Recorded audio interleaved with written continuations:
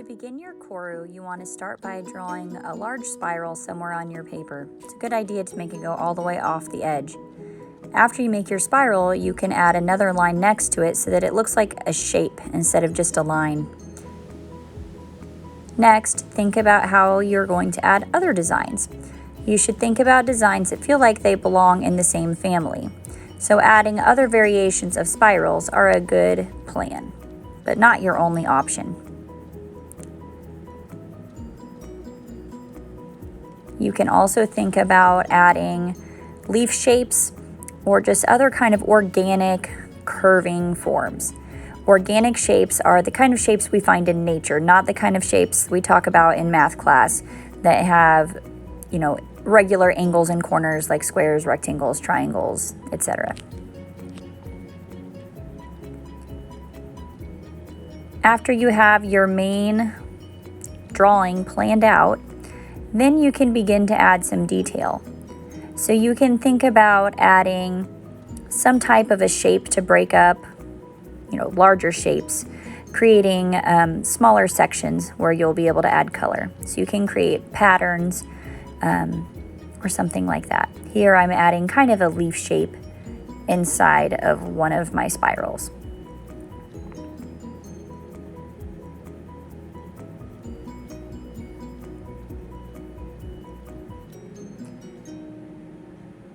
As I'm drawing, I'm always thinking about what I want to do next. Sometimes I have to just stop and look for a minute.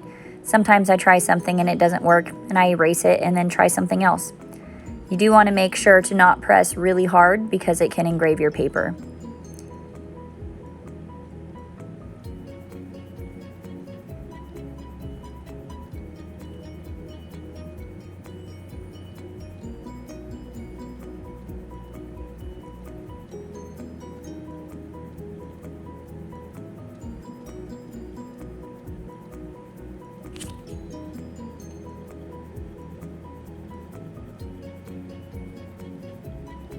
So when you add an element, you can think about repeating that in other places so that it feels like it belongs there instead of just feeling out of place. After you have everything drawn out in pencil, your next step is to trace over those lines with Sharpie. This will make them easier to see and make sure that you don't smudge them.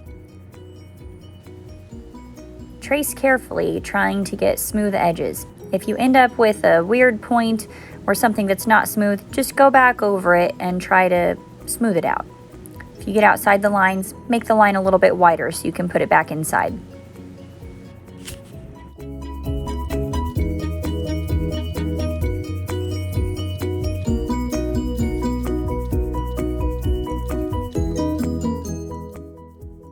As you're tracing, if it starts to feel uncomfortable, try rotating your paper. This can help you find a more natural curve.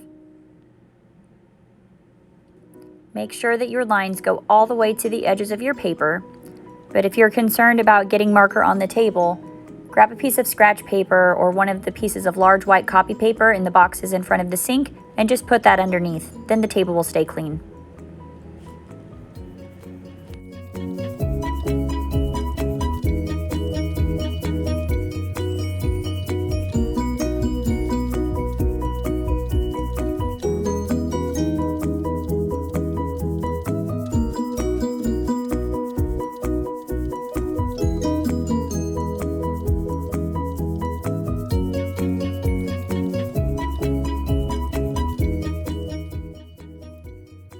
It's okay to make some lines a little bit thicker.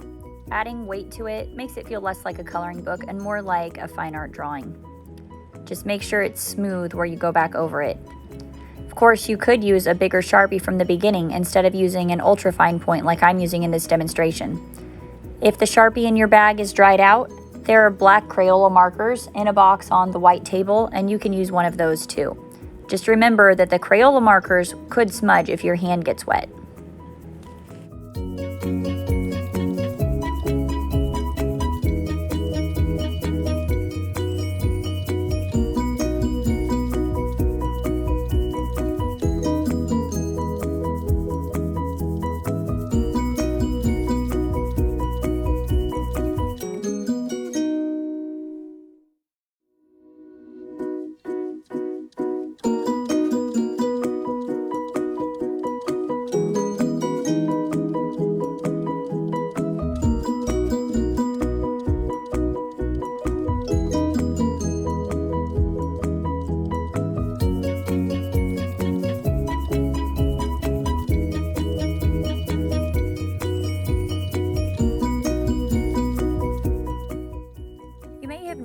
when I was tracing, I didn't always get exactly on my pencil mark.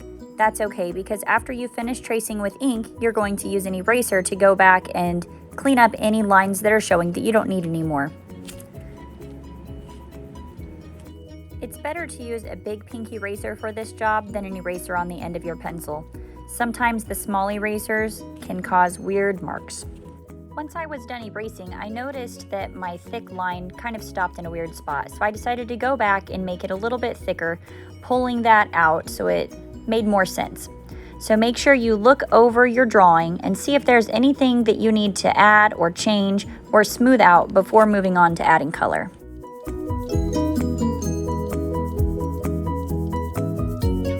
When you start to add color, you need to think about which ones will blend well together.